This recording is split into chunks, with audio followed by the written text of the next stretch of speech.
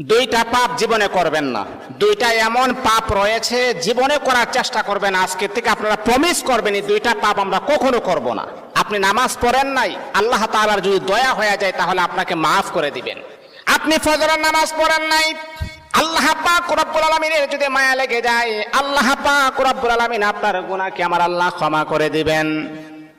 আপনি যদি নফল নামাজ ইবাদত বন্দেগী কম করেন, আমার আল্লাহ কিন্তু আপনাকে মাফ করে দিবেন।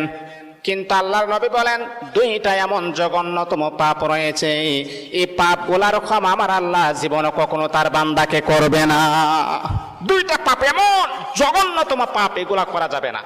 এক নাম্বার হচ্ছে অন্যের হক নষ্ট করা। অন্যের হক কখনো নষ্ট করবেন না।